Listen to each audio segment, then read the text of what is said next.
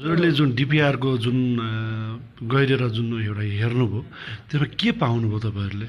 होइन, यसमा यस्तो छ, डिपिआर गर्नै पर्दैन गर्नै हुँदैन भन्ने चाहिँ अब उसबाट होइन। हामीले 6-7 वर्षको चाहिँ स्थानीय तहहरूको लेखा परीक्षण गर्दाखेरि र सङ्घीय तथा प्रादेशिक कार्यालयहरूको मन्त्रालयहरूको पनि पूर्वाधारसँग सम्बन्धित मन्त्रालय र कार्यालयहरूमा चाहिँ डिपिआरहरू धेरै गर्ने चलन छ। र डिपिआर भनेको अब डिटेल प्रोजेक्ट रिपोर्ट भन्छ होइन। अब त्यसमा चाहिँ त्यो आइसकेपछि त्यो कार्यान्वयन योग्य चाहिँ छ कि छैन, अथवा चाहिँ कार्यान्वयन गर्नको लागि गरिएको छ कि छैन, डिपिआरको रिपोर्टले के खालको चाहिँ अब प्रतिवेदन चाहिँ दिएको छ, कति लागत लाग्छ होइन, अनि त्यसलाई प्राथमिकताका साथ चाहिँ कार्यान्वयन गरिएको छ कि छैन। हामीले चाहिँ अब 6-7 वर्षको स्थानीय तहमा लेखा परीक्षण गर्दाखेरि धेरै वडाहरूमा प्रत्येक वडा कार्यालयले अथवा पालिकाले चाहिँ प्रत्येक वडामा भवनहरू अनि सडकहरू, ग्रामीण सडकहरू, तिनीहरूको डिपिआरमा चाहिँ बजेट छुट्याएको देखिन्छ।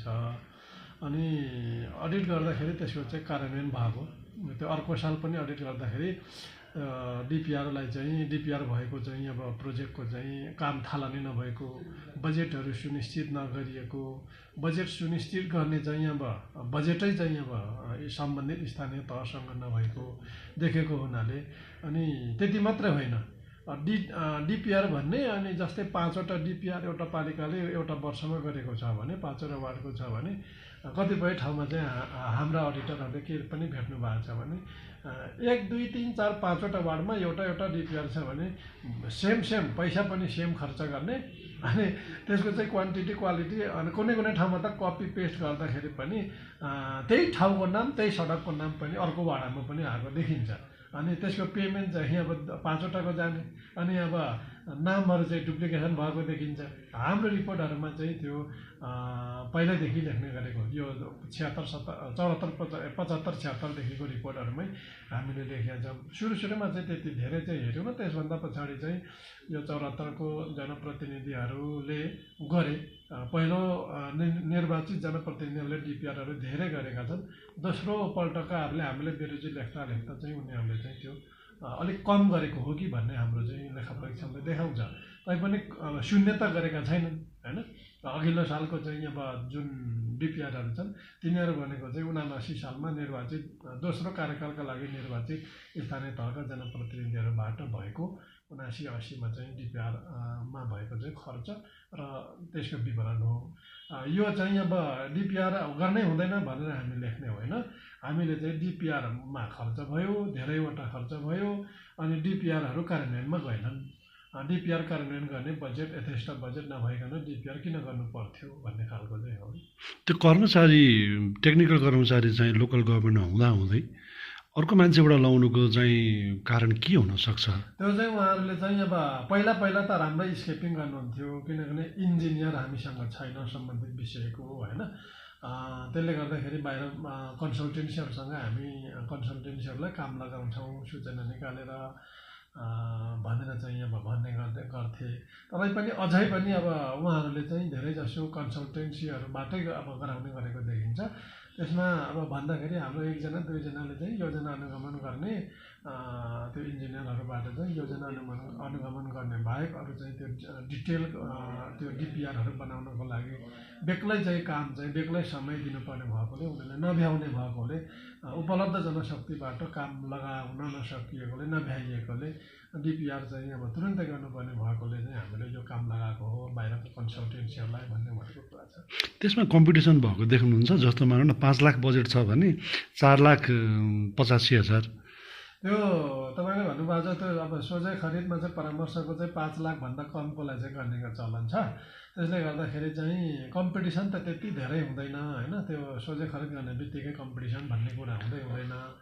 अनि अब सिलबन्दी दरभाउ पत्रबाट पनि गरेको देखिँदैन। उहाँहरूले धेरै जसो चाहिँ सोझै अब खरिदबाटै चाहिँ त्यो काम गराउनुहुन्छ। 4,49,000 के अरे 999 सम्मका चाहिँ बिलहरू राख्नुहुन्छ। हाम्रो पनि अब्जर्भेसन त्यही हो। चाहिने हो भने चाहिँ अब 4-5वटा 5-6वटा गर्दाखेरि त जस्तै 5वटैको भयो भने पनि 25 लाखको हुन्छ नि त त्यो अनुसार त होइन। अनि अब सिलबन्दी दरबाहु पत्रको 20 लाखसम्मको हुन्छ, त्योभन्दा माथिको अब ई बिडिङमा जानुपर्ने होला। त्यसरी गर्नु कसैले उहाँले गर्नुहुन्न, त्यसलाई चाहिँ स्प्लिटिङ अब टुक्रा ठेक्का गर्नुहुन्छ अनि सोझै खरिद गर्नुहुन्छ।